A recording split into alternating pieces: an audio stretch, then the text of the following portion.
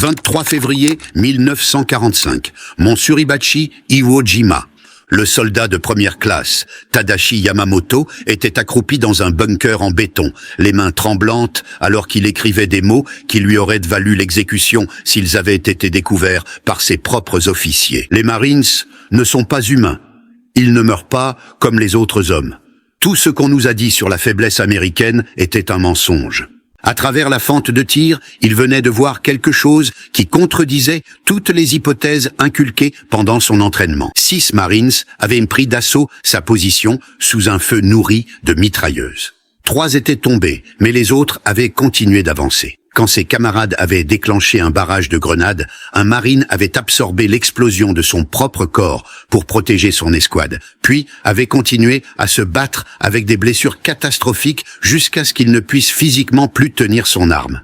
Les survivants avaient pris la position en quelques minutes. 21 000 défenseurs japonais occupaient Iwo Jima, retranchés dans 18 kilomètres de tunnels et de fortifications. On leur avait promis qu'ils feraient face à des troupes américaines molles qui céderaient sous la pression. Ce qu'ils rencontrèrent à la place briserait toutes les évaluations militaires que l'armée impériale japonaise avait faites de leurs ennemis. Les mathématiques de cette erreur de calcul s'écrivaient non pas dans des plans stratégiques, mais dans la réalité sauvage du combat rapproché qui allait laisser 26 000 Marines comme perte en seulement 36 jours. L'effondrement de la confiance japonaise avait commencé bien avant Iwo Jima.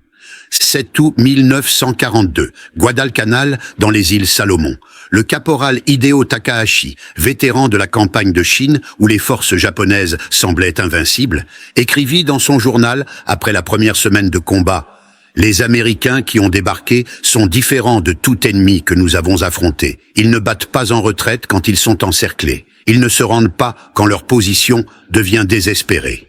Plus troublants, ils se battent la nuit comme si l'obscurité leur donnait de la force plutôt que de la peur. Guadalcanal était la première bataille défensive du Japon dans le Pacifique, et l'armée impériale japonaise s'attendait à une victoire facile sur des forces américaines inexpérimentées. La première division de Marines qui débarqua comptait un peu plus de 16 000 hommes. Les renseignements militaires japonais avaient décrit les Marines comme des troupes d'élite, oui, mais toujours des Américains, produits d'une société démocratique molle qui valorisait le confort individuel plutôt que le sacrifice collectif. En quelques jours, chaque hypothèse s'avéra catastrophiquement fausse. Le lieutenant Shigeru Fukuodome commandait une compagnie renforcée chargée de reprendre Henderson Field dans la nuit du 20 août. Son unité de 200 hommes avait vaincu des divisions chinoises 3 fois plus grandes. Ils avancèrent de façon classique, confiants que les Américains paniqueraient dans l'obscurité. Les Marines attendaient dans des positions soigneusement préparées avec des champs de tir imbriqués. La compagnie de Fukuodome marcha dans un terrain de mise à mort. Ce qui se passa ensuite défia tout ce qui était dans la doctrine tactique japonaise. Plutôt que de se fortifier et de défendre, les Marines contre-attaquèrent immédiatement dans l'obscurité en utilisant des armes automatiques avec une précision dévastatrice. Le journal de Fuku, retrouvé après sa mort 3 jours plus tard, enregistra son choc. Ils nous ont attaqués de nuit. Nous sommes ceux qui attaquons de nuit. Ils se sont déplacés dans la jungle que nous considérions impénétrable. Ils ont tué en silence, puis ont disparu. À l'aube, 90 hommes restaient de ma compagnie. Les Américains avaient subi 12 pertes. Le schéma se répéta à travers Guadalcanal. Les forces japonaises, habituées à des ennemis qui s'effondraient sous les charges Banzai, découvrirent des Marines qui tenaient leur position jusqu'à être physiquement submergés, puis se battaient au corps à corps avec des baïonnettes, des couteaux et des poings. Le sergent Kenji Matsumoto, qui survécut 4 mois sur Guadalcanal avant son évacuation, écrivit dans une lettre interceptée par les renseignements américains « On nous a appris que les Américains sont individualistes, qu'ils ne se sacrifieront pas pour leurs camarades. C'est faux. J'ai regardé un mitrailleur marine continuer à tirer avec les 2 jambes brisées jusqu'à ce que l'infanterie japonaise le tue à bout portant. Son assistant a immédiatement pris l'arme et a continué à tirer. Nous avons perdu 40 hommes sur cette position. L'entraînement des Marines qui créa de tels soldats dérouta les analystes militaires japonais. Le soldat Yamamoto, qui affronterait plus tard les Marines sur Iwo Jima, entendit parler d'eux pour la première fois lors de briefings de renseignement en 1943. L'instructeur, un officier d'état-major qui avait interrogé des Marines capturés, semblait vraiment perturbé. Les Marines américains subissent un entraînement qui serait considéré comme des abus criminels dans n'importe quelle armée civilisée. Ils sont brisés mentalement et physiquement, puis reconstruits en quelque chose qui ressemble à peine aux civils mous qui sont entrés. On leur apprend à considérer la mort au combat comme honorable, à ne jamais se rendre, à se battre jusqu'à en être physiquement incapable. Cela semble familier. Oui, ils ont copié notre Bushido, mais y ont ajouté quelque chose que nous n'avions pas anticipé, la capacité industrielle américaine. La combinaison s'avéra dévastatrice. Les soldats japonais formés au code du Bushido s'attendaient à la mort avant le déshonneur, mais ils se battaient avec un équipement de plus en plus inférieur aux armes américaines. Les Marines subissaient un entraînement presque aussi dur que celui enduré par les soldats japonais, créant des guerriers tout aussi disposés à mourir. Mais ces Marines débarquaient avec une puissance de feu écrasante qui rendait les positions japonaises intenables. 20 novembre 1943, atoll de Tarawa. Le contre-amiral Keiji Shibasaki commandait 4500 défenseurs dans des fortifications considérées comme imprenables. La 2e division de Marines lui donna tort en 76 heures. Le soldat de première classe Tadashi Ogawa, l'un des seulement 17 survivants japonais, dit aux interrogateurs ce dont il fut témoin: « La première vague fut massacrée dans l'eau. Nous en avons tué des centaines.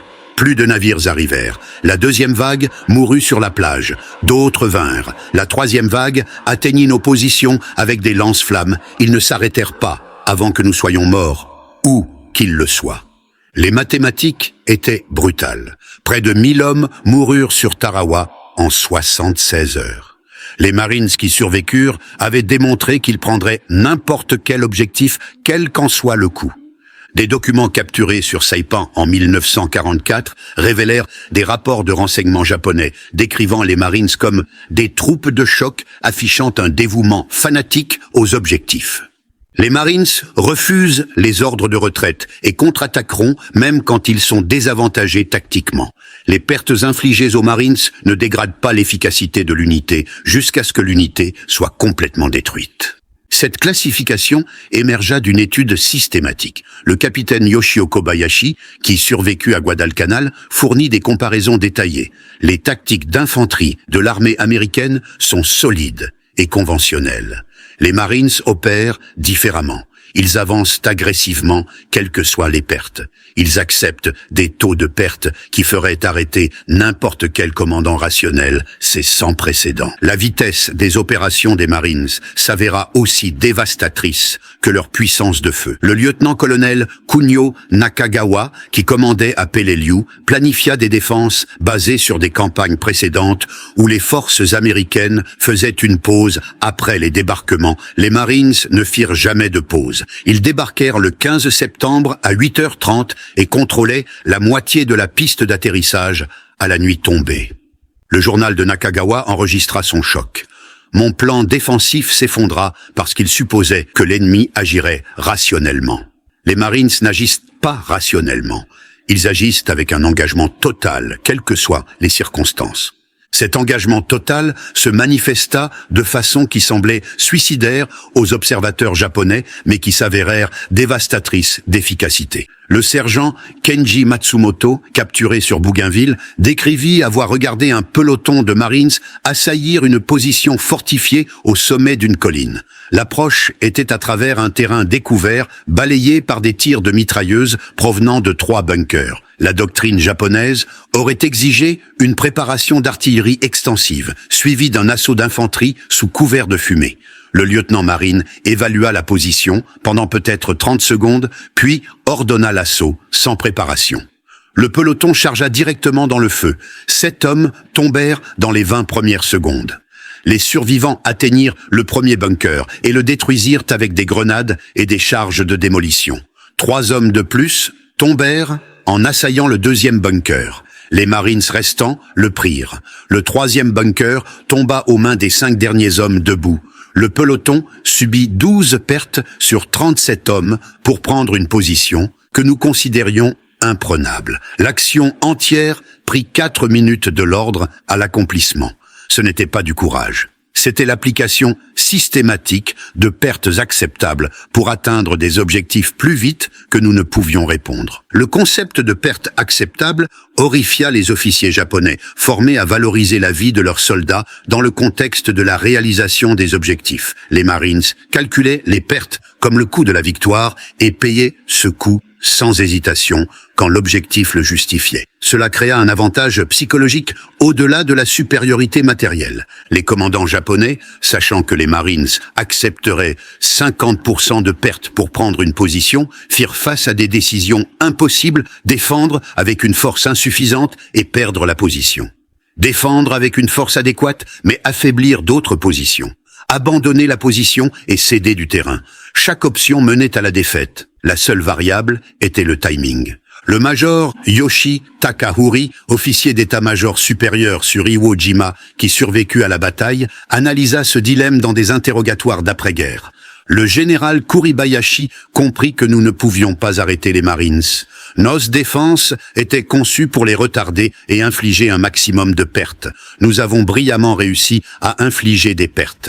Plus de 20 000 Marines furent tués ou blessés en 36 jours.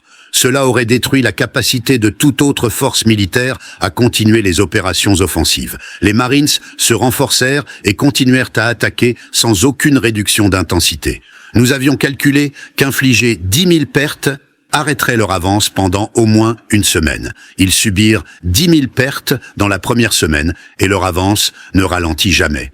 Cela révéla le déséquilibre fondamental. Ils pouvaient remplacer les pertes plus vite que nous. Ils avaient 50 divisions de Marines dans le théâtre du Pacifique où, en formation aux États-Unis, nous avions des défenseurs finis sur chaque île. Les mathématiques dictaient notre défaite. Les mathématiques s'étendaient au-delà du simple effectif. Les Marines débarquaient avec un soutien logistique qui permettait des opérations soutenues à des intensités que les forces japonaises ne pouvaient égaler. Le sous-lieutenant Toshio Yamamoto, capturé sur Saipan, fut témoin du contraste de première main lors d'une infiltration nocturne. J'ai mené une patrouille pour observer les positions américaines 3 jours après leur débarquement. Nous nous attendions à trouver des troupes épuisées, avec des fournitures limitées comme les forces japonaises l'auraient été après 3 jours de combats intenses sur une tête de pont contestée. Au lieu de cela, nous avons trouvé des Marines mangeant de la nourriture chaude, recevant du réapprovisionnement en munitions par camion, avec des tentes médicales traitant les blessés et des zones de repos où les unités se relayaient. Leur dépôt de ravitaillement contenait plus de munitions que mon régiment entier n'en possédait. Ils avaient des cuisines mobiles, préparant des repas frais, ils avaient des douches portables et des installations de blanchisserie. Ils livraient la bataille la plus intense de la guerre du Pacifique et vivaient mieux que nous en garnison. Cela démontra que les vaincre était impossible. Il ne manquerait jamais de nourriture, de munitions, de médicaments ou de remplacements. Nous, si. La logistique américaine implacable créa une forme de guerre d'usure qui favorisait les Marines malgré des pertes initiales plus élevées. Les défenseurs japonais se battaient depuis des positions fixes avec des fournitures limitées et sans renfort. Chaque perte était permanente. Chaque munition utilisée ne pouvait être remplacée. Les Marines se battaient depuis une tête de pont en expansion avec des fournitures arrivant quotidiennement par mer et air. Les pertes étaient évacuées et remplacées. Les munitions étaient illimitées.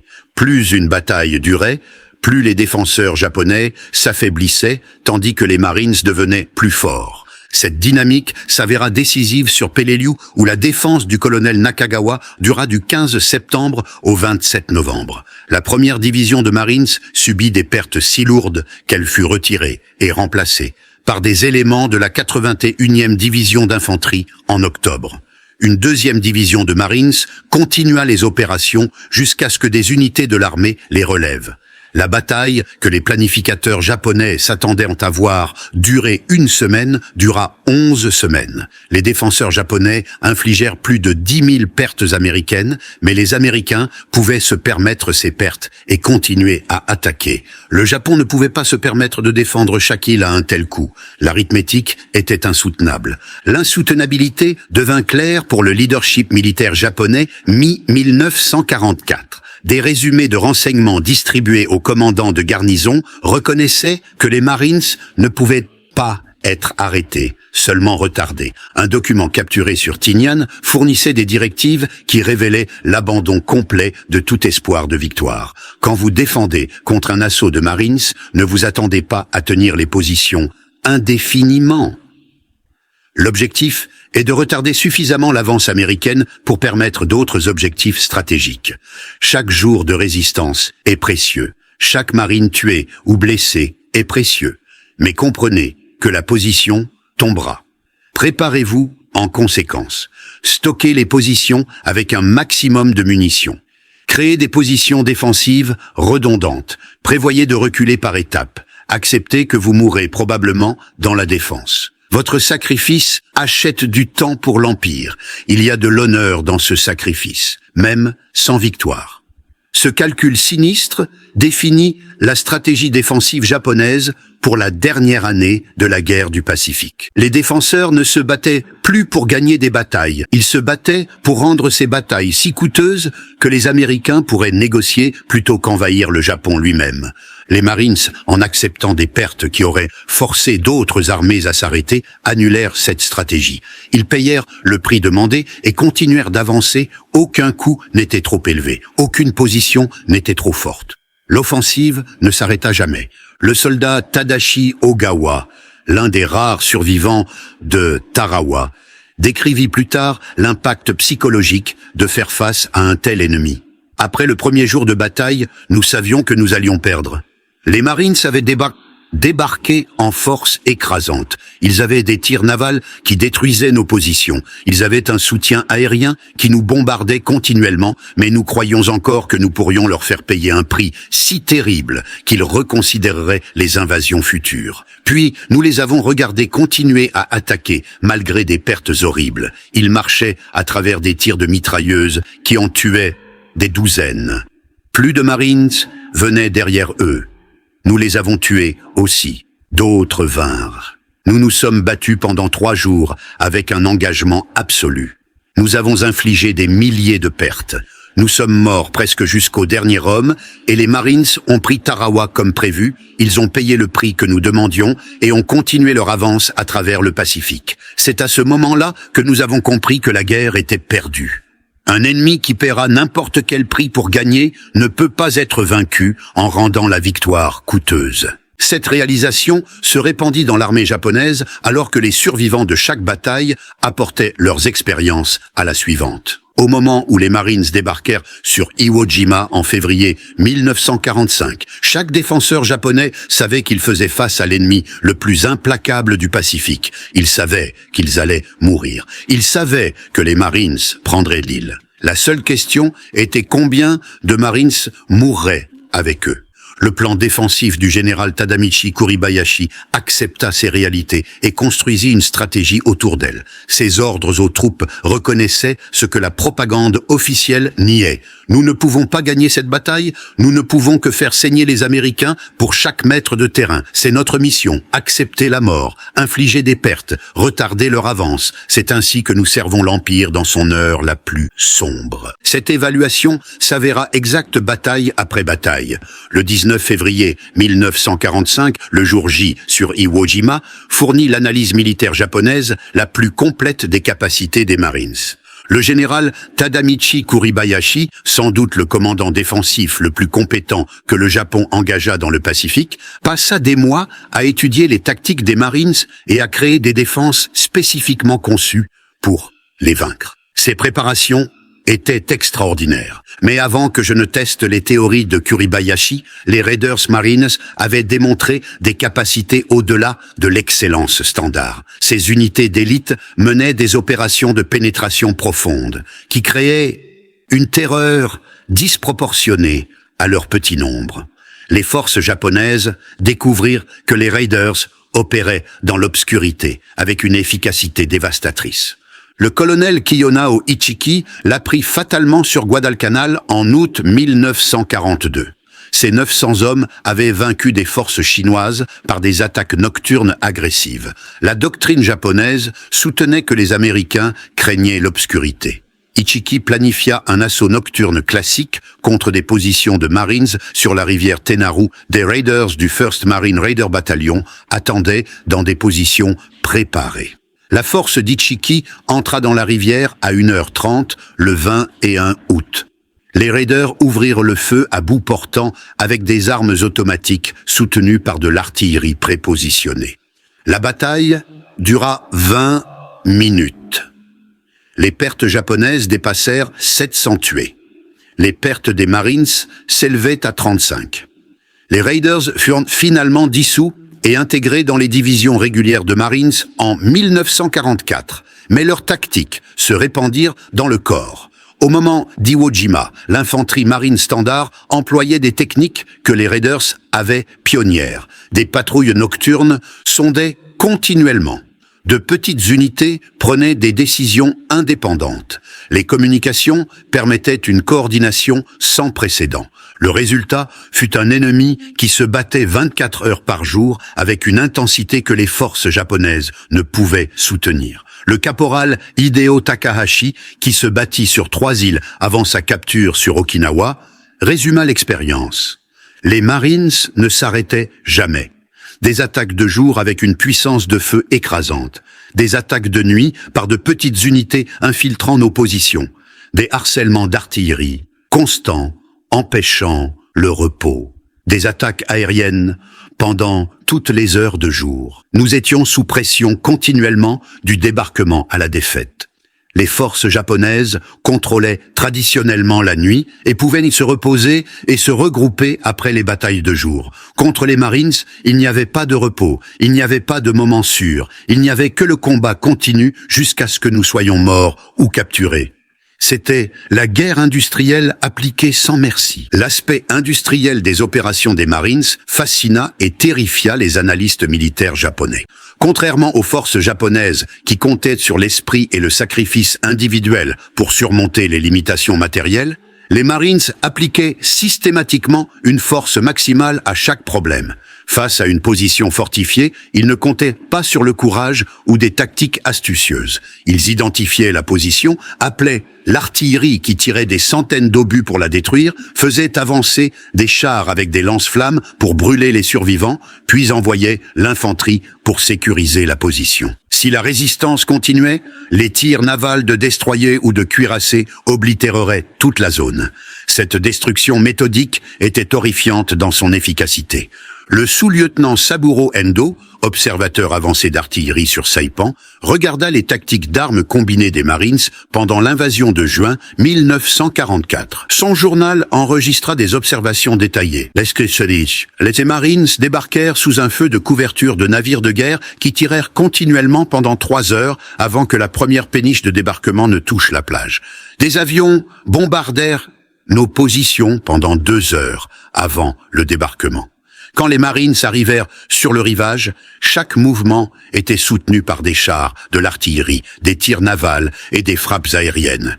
Ils avancèrent lentement et prudemment, détruisant tout sur leur passage. Quand nous les arrêtâmes à des positions préparées, ils appelèrent des tirs de cuirassés qui effacèrent littéralement des collines du paysage. Ils n'essayèrent pas de surmonter nos positions par le courage ou des tactiques astucieuses. Ils utilisèrent une force écrasante pour éliminer les positions, puis avancèrent. Ce n'est pas la guerre comme nous la comprenons, c'est la destruction industrielle appliquée systématiquement jusqu'à ce que la résistance devienne impossible. Nous nous sommes battus avec des fusils et des mitrailleuses légères. Ils se sont battus avec toutes les ressources d'une nation industrielle. Les observations d'Ando capturèrent ce que de nombreux soldats japonais réalisèrent trop tard. La guerre du Pacifique n'était pas un test de l'esprit guerrier ou de l'excellence tactique. C'était un concours entre la base industrielle limitée du Japon impérial et la capacité de production écrasante de l'Amérique. Les Marines étaient de la pointe avancée de cette capacité de production, des guerriers formés pour exploiter impitoyablement les avantages américains, tout en acceptant des pertes qui tiraient parti de nombre et de remplacements supérieurs. Face à un tel ennemi, le courage et la compétence tactique japonais ne signifiaient rien. Le résultat était mathématiquement déterminé dès le début, seule la durée et le coût restaient variables. Kuribayashi interdit les charges Banzai qui avaient gaspillé des vies japonaises dans les batailles précédentes. Il créa une défense en profondeur qui canalisa les Marines dans des zones de mise à mort couvertes par de multiples bunkers. Il positionna l'artillerie pour délivrer un feu dévastateur sur les plages de débarquement. Il construisit 18 kilomètres de tunnels connectant 1500 positions en grotte. Chaque approche était enregistrée pour des tirs de mortier et d'artillerie. La plage était un piège mortel. 3 divisions de Marines, 70 000 hommes, débarquèrent sur Iwo Jima le 19 février. Les défenses de Kuribayashi fonctionnèrent exactement comme prévu. Le bombardement naval égratigna à peine les fortifications. Les Marines débarquèrent en vagues ordonnées et subirent immédiatement des pertes catastrophiques. En quelques minutes, le sable volcanique noir était couvert de morts et de blessés. Les observateurs d'artillerie japonais appelèrent des tirs parfaitement coordonnés. L'assaut semblait échouer. Puis, quelque chose se produisit que Kuribayashi n'avait pas anticipé, bien qu'il aurait dû le faire d'après les batailles précédentes.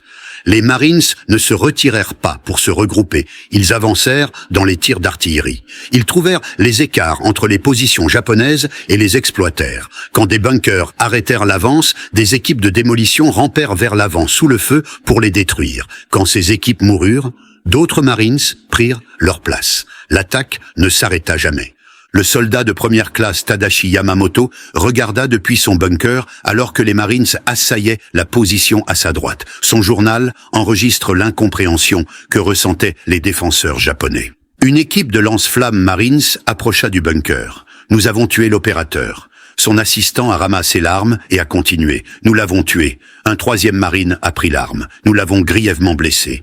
Il a continué à tirer jusqu'à ce que l'arme soit vide.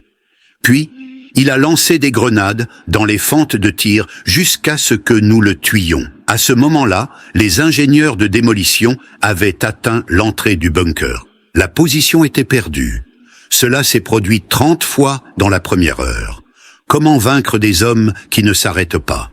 La réponse, comme les défenseurs japonais le découvrirent, était que vous ne pouviez pas. L'arithmétique brutale d'Iwo Jima démontra la doctrine des Marines dans sa forme la plus pure. 70 000 Marines débarquèrent. 26 000 devinrent des pertes, dont près de 7 000 tués. Mais les 21 000 défenseurs japonais moururent tous, sauf 216 qui furent capturés, la plupart parce qu'ils étaient inconscients ou trop blessés pour résister. Les Marines payèrent un prix presque inimaginable, mais ils prirent chaque objectif. Kuribayashi lui-même, qui survécut jusqu'à fin mars 1945, écrivit son évaluation finale dans un message passé en contrebande à Tokyo avant l'effondrement de la position. Les Marines sont la force de combat la plus efficace que j'ai rencontrée. Ils possèdent plusieurs attributs qui les rendent particulièrement dangereux. Premièrement, leur entraînement crée des soldats disposés à accepter des pertes qui briseraient d'autres unités. Deuxièmement, leur puissance de feu dépasse la nôtre par un facteur de 5 pour 1 en artillerie et de 10 pour 1 en soutien aérien. Troisièmement, leurs chefs subalternes prennent des décisions au niveau de l'escouade que nos officiers prennent au niveau de la compagnie, leur permettant d'exploiter les opportunités plus vite que nous ne pouvons réagir. Quatrièmement, et plus critique, ils n'arrêtent jamais d'attaquer. Il n'y a pas de défense qui puisse survivre indéfiniment à cette combinaison. Ce dernier point terrifia les défenseurs japonais à travers le Pacifique. Les soldats pouvaient accepter la défaite au combat. Ils pouvaient comprendre d'être surpassés en armes ou manœuvrés. Ce qu'ils ne pouvaient pas comprendre était un ennemi qui ne s'arrêterait tout simplement pas, quelles que soient les pertes. Le caporal Hideo Takahashi, qui se battit sur 3 îles avant sa capture sur Okinawa, expliqua dans une interview d'après-guerre « Vous devez comprendre la différence entre les Marines et les autres forces américaines. Les unités de l'armée attaquaient. subissaient des pertes et se retiraient pour se réorganiser. C'est une doctrine militaire sensée. Les Marines attaquaient, subissaient des pertes et continuaient d'attaquer par-dessus les corps de leurs propres morts. Ce n'est pas une doctrine militaire, c'est quelque chose d'autre entièrement. La qualité qui rendait les Marines si craints fut délibérément créée à travers un entraînement qui brisait les recrues jusqu'à ce qu'elles ne soient plus rien, puis les reconstruisait en guerriers dont l'identité était inséparable du corps lui-même. Des documents capturés sur Saipan incluaient des rapports d'interrogatoire d'un prisonnier marine qui expliqua la transformation à des officiers de renseignement japonais déconcertés. Le camp d'entraînement dure 8 semaines. Pendant les 4 premières semaines, les instructeurs de drill détruisent tout ce qui est civil dans la recrue. On vous dit que vous êtes sans valeur, que vous ne serez jamais un marine, que vous devriez abandonner et rejoindre l'armée. Les abus sont psychologiques et physiques. Vous êtes poussé jusqu'à ce que vous pensiez ne pas pouvoir continuer, puis pousser plus loin. Ceux qui abandonnent sont publiquement humiliés. Ceux qui restent apprennent que la reddition n'est pas une option. Le rapport d'interrogatoire nota la réponse de l'officier japonais. Cela ressemble à notre propre entraînement, mais plus systématique. Cependant, le prisonnier marine décrivit ensuite quelque chose qui n'avait pas de parallèle dans l'entraînement militaire japonais. Les 4 secondes semaines, les instructeurs vous construisent en marine. Vous apprenez que vous faites partie de quelque chose de plus grand que vous-même, que chaque marine qui ait jamais vécu est votre frère. Cela créa quelque chose d'unique. Les Marines se battaient parce qu'échouer était trahir chaque marine qui ait jamais vécu. La pression psychologique créa des combattants qui avanceraient quand le calcul rationnel disait de s'arrêter. Les forces japonaises rencontrèrent cette mentalité dans sa forme la plus concentrée pendant les charges Banzai, qui auraient dû réussir, mais échouèrent catastrophiquement. 24 à 25 octobre 1944, Saipan. Le colonel Takuya Takasha mena environ 3000 soldats japonais dans une charge Banzai finale contre des positions de marines.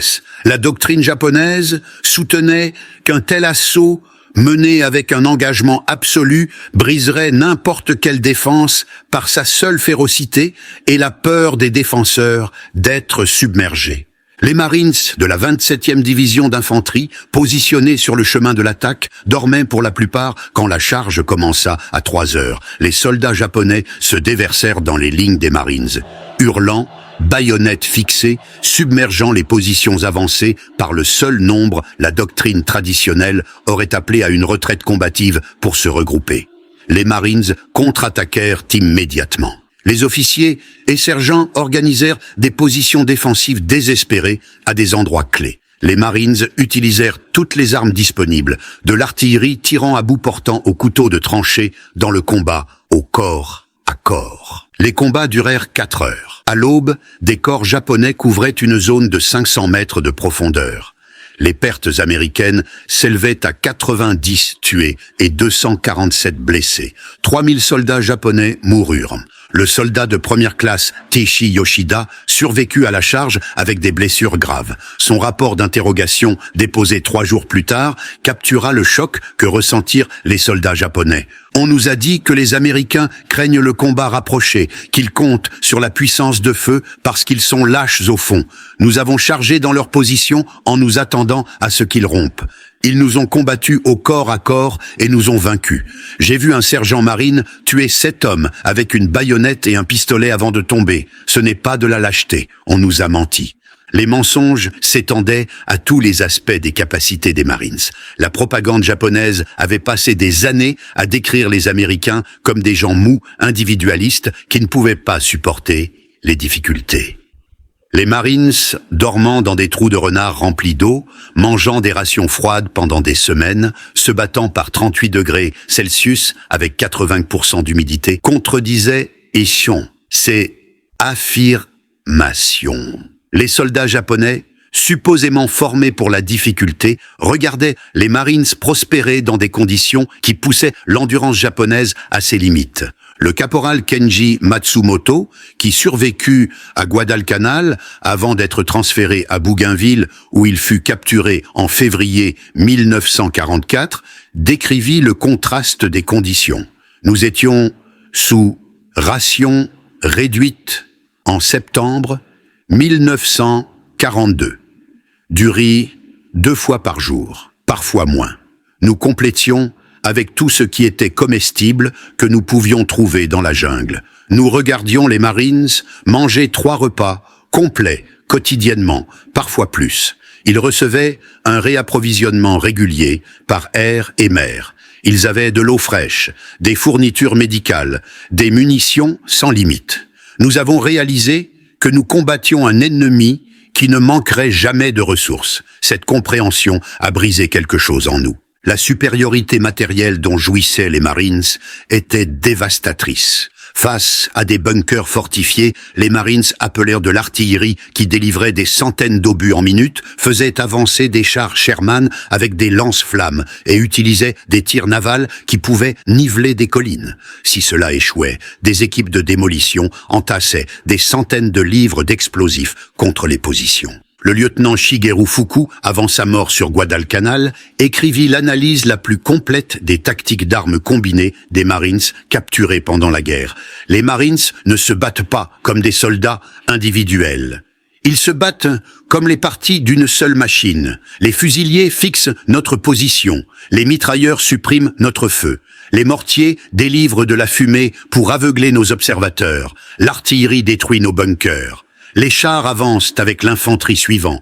Les avions bombardent toute position que l'artillerie ne peut atteindre. Cela se produit en quelques minutes du contact coordonné par des officiers subalternes utilisant des radios que nous ne possédons pas. Nous ne pouvons pas contrer cela parce que nous ne pouvons pas coordonner à la même vitesse. Au moment où notre commandant comprend la situation et donne des ordres, les Marines ont déjà bougé pour exploiter notre faiblesse. Cette vitesse d'exécution était possible parce que les Marines déléguaient l'autorité au niveau le plus bas possible. Les sergents prenaient des décisions que la doctrine japonaise réservait aux capitaines. Les caporaux menaient des assauts qui nécessitaient l'autorité d'un lieutenant dans l'armée impériale japonaise. Le résultat était un ennemi qui s'adaptait plus vite que les forces japonaises ne pouvaient réagir. Quand un bunker arrêtait une avance de Marines, un sergent redirigeait immédiatement l'attaque à travers une approche différente tout en appelant des tirs de soutien, le tout sans attendre d'ordre d'en haut. Les défenseurs japonais se trouvaient là souvent à combattre des ennemis qui apparaissaient dans des directions inattendues, parce que les Marines avaient identifié et exploité des faiblesses avant que les commandants japonais ne reconnaissent qu'elles existaient. L'arme des Marines la plus crainte n'était pas les fusils ou l'artillerie, c'était le lance-flammes. Les soldats japonais, formés à mourir honorablement au combat, découvrirent que les lance-flammes n'offraient aucune mort honorable. Le caporal Hideo Takahashi, capturé sur Okinawa avec des brûlures couvrant 40% de son corps, décrivit l'impact psychologique. On nous a appris à accepter la mort au combat comme glorieuse. La mort par balle, baïonnette, artillerie. Ce sont des morts de guerriers. Le feu est quelque chose de différent. Vous regardez les flammes approcher votre position, vous sentez vos camarades brûler vifs, vous entendez les cris. Il n'y a pas de gloire dans cette mort. C'est un abattage industriel. C'est ce que les Marines ont compris et nous pas. La guerre moderne n'a pas de place pour la gloire. Il s'agit de tuer l'ennemi aussi efficacement que possible en utilisant les meilleurs outils disponibles. Cette réalisation vint trop tard pour la plupart des défenseurs japonais. En 1944, chaque soldat japonais dans le Pacifique savait que faire face aux Marines signifiait affronter la combinaison la plus létale d'entraînement, d'équipement et de doctrine que les Américains possédaient. Les rapports de renseignement distribués aux forces de garnison décrivaient les Marines avec un mélange de respect et d'effroi qui frisait la superstition. Un document capturé sur Tinian en juillet 1944 fournissait des directives détaillées sur la défense contre les assauts de Marines. Le rapport reconnaissait plusieurs faits qui contredisaient des années de propagande japonaise. Premièrement, les Marines sont physiquement plus grands et plus forts que les soldats japonais en moyenne, en raison d'une nutrition supérieure depuis l'enfance. Deuxièmement, les Marines reçoivent plus de munitions, de meilleures armes et un équipement plus fiable que les troupes de l'armée impériale japonaise. Troisièmement, l'entraînement des Marines met l'accent sur le tir de précision à un degré sans égal par les forces japonaises. Le fusilier marine moyen peut toucher des cibles à des distances où nos soldats ne le peuvent pas. Quatrièmement, les Marines opèrent avec un soutien aérien et naval que nous ne pouvons égaler ou contrer. Cinquièmement, Et plus critique, les Marines sont formés à croire que la reddition est inacceptable. Ils se battront jusqu'à la mort ou la victoire. Il n'y a pas de troisième option. Le rapport fournissait ensuite des directives tactiques qui révélaient à quel point la confiance japonaise s'était effondrée.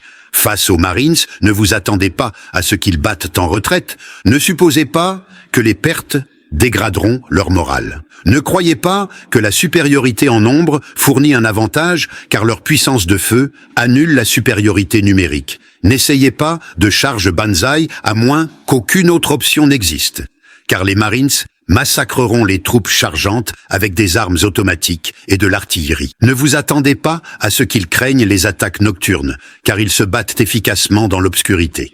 La seule défense efficace est des positions préparées protégées par des champs de tir imbriqués avec de multiples positions de repli préparées à l'avance et avec la compréhension que la position finira par tomber. Le but n'est pas d'arrêter les Marines, mais d'infliger un maximum de pertes avant que la position ne soit submergée. Cette doctrine défensive reconnaissait la réalité, mais n'offrait aucun chemin vers la victoire. Le général Tadamichi Kuribayashi, préparant les défenses d'Iwo Jima début 1945, le comprit parfaitement. Il écrivit à sa femme en janvier, 1 mois avant l'invasion. On me demande de défendre Iwo Jima contre les Marines américains. C'est un problème mathématique avec une seule solution. Les Marines débarqueront avec 70 000 hommes. Ils auront le contrôle complet de la mer et des airs. Ils apporteront des munitions et des fournitures illimitées. Ils attaqueront jusqu'à ce qu'Iwo Jima tombe. Ma mission n'est pas de les vaincre. C'est impossible. Ma mission est de leur faire payer un prix si terrible que les Américains reconsidéreront l'invasion des îles de la patrie. Chaque jour où je les garde à se battre est un jour de plus que l'Empire a pour se préparer. Chaque marine tuée est un ennemi de moins dans la bataille finale. La stratégie de Kuribayashi reflétait l'évolution de la doctrine défensive japonaise d'une agression confiante à une usure désespérée. Les Marines qui débarquèrent sur Iwo Jima le 19 février firent de face à des défenses conçues non pas pour les repousser, mais pour les saigner de façon qui détruirait la détermination américaine. Chaque bunker était positionné pour nécessiter un assaut direct. Chaque entrée de grotte était couverte par de multiples positions de tir. Chaque mètre de terrain coûtait des vies à prendre. La stratégie échoua parce qu'elle méprenait la culture des Marines. Les pertes élevées ne brisèrent pas le moral des Marines. Elles le renforcèrent. Chaque marine tombée exigeait vengeance. Chaque jour de combat brutal renforçait la détermination des survivants à gagner. Plus les combats devenaient mauvais, plus les Marines se battaient dur. Cela était incompréhensible pour la pensée militaire japonaise, qui supposait que même les troupes fanatiques avaient Aviashi, Azikshikoshi,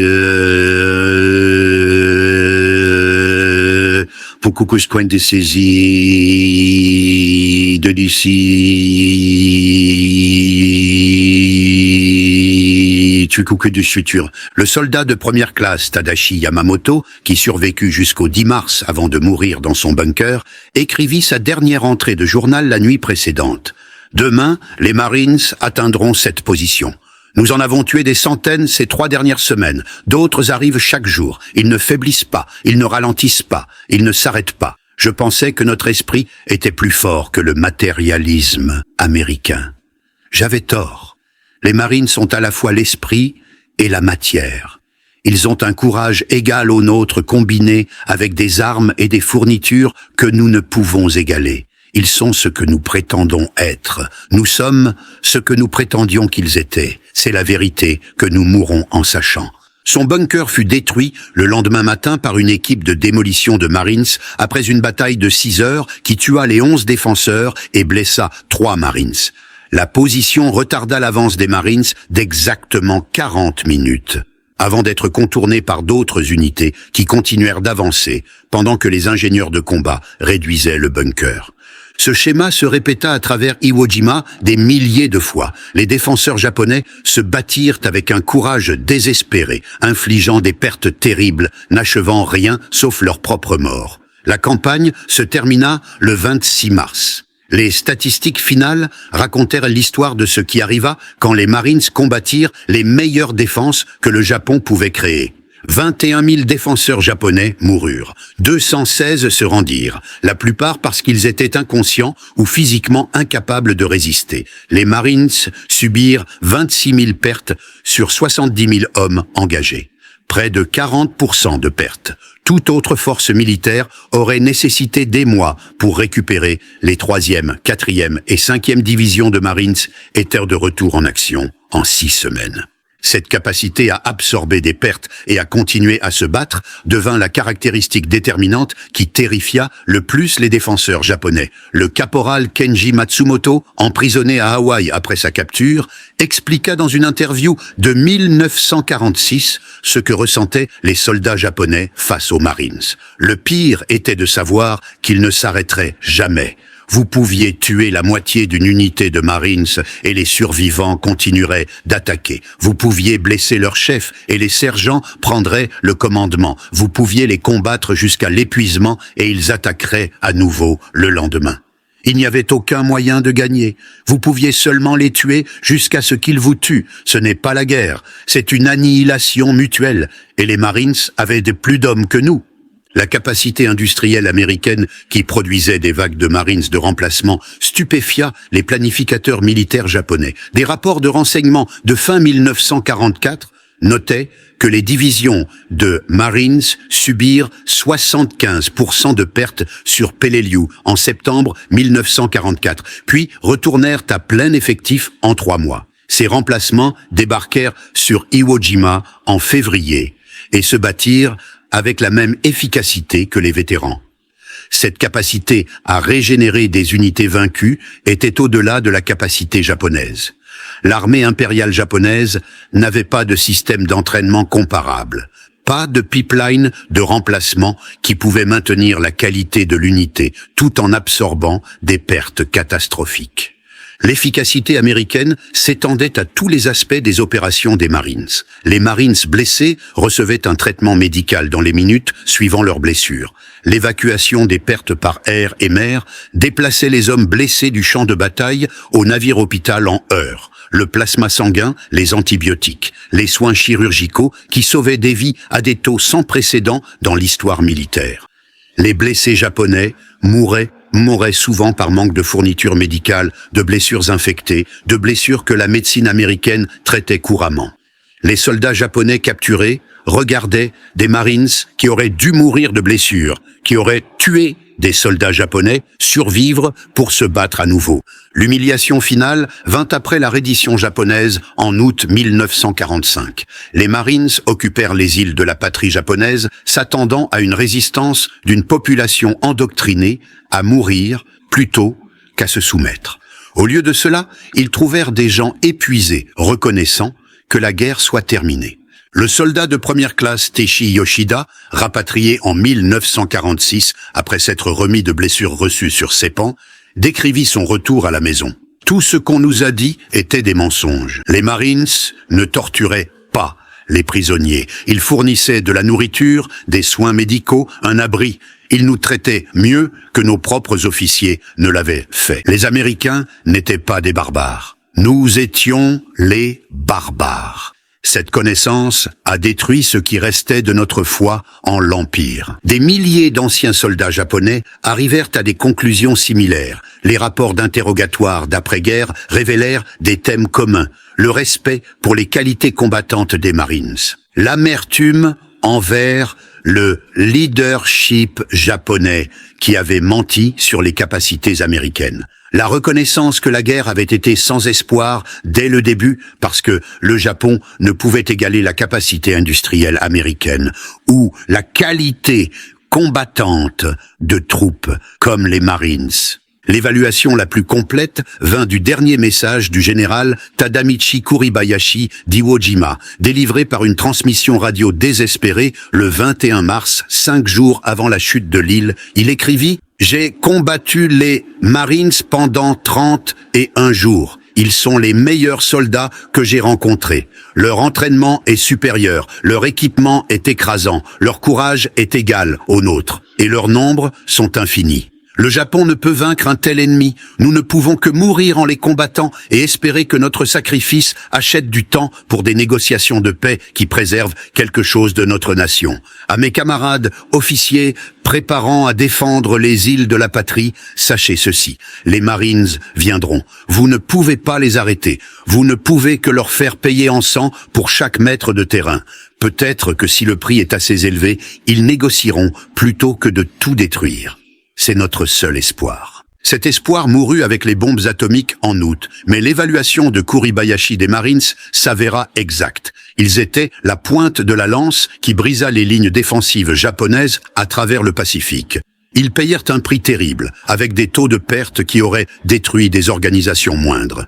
Mais ils ne rompirent jamais, ne battirent jamais en retraite, n'abandonnèrent jamais un objectif. Ils étaient exactement ce que la propagande japonaise avait prétendu que l'armée impériale japonaise était. Des guerriers invincibles qui se battraient jusqu'à la mort avant d'accepter la défaite. L'ironie finale fut que les Marines réalisèrent cela à travers un entraînement systématique et un soutien matériel écrasant, non pas à travers un esprit guerrier mystique ou une supériorité raciale. Ils prouvèrent que la guerre moderne nécessitait à la fois du courage et une capacité industrielle, à la fois de l'entraînement et de la technologie, à la fois un sacrifice individuel et des ressources nationales. Le Japon avait le courage et l'entraînement. L'Amérique avait tout. Les Marines incarnèrent cette totalité d'une façon qu'aucune autre unité américaine n'égala. Les vétérans japonais reconnurent cette distinction. Le caporal Hideo Takahashi, interviewé en 1975 en tant que vieil homme, résuma ce que sa génération apprit en combattant les Marines. On nous a appris que l'esprit conquiert la matière, que notre volonté de mourir nous rendait invincibles. Les Marines nous ont appris que l'esprit, plus la matière, conquiert l'esprit seul. Ils étaient aussi disposés à mourir que nous l'étions. Mais ils avaient des chars Sherman et des tirs navals et des munitions illimitées et la suprématie aérienne et des soins médicaux et de la nourriture et toutes les ressources de l'Amérique derrière eux. Nous avions nos fusils et notre courage et des promesses de victoire. Ce n'était pas assez. Cela n'allait jamais être assez. Les Marines l'ont prouvé sur chaque île qu'ils ont prise. Le dossier statistique soutient cette conclusion.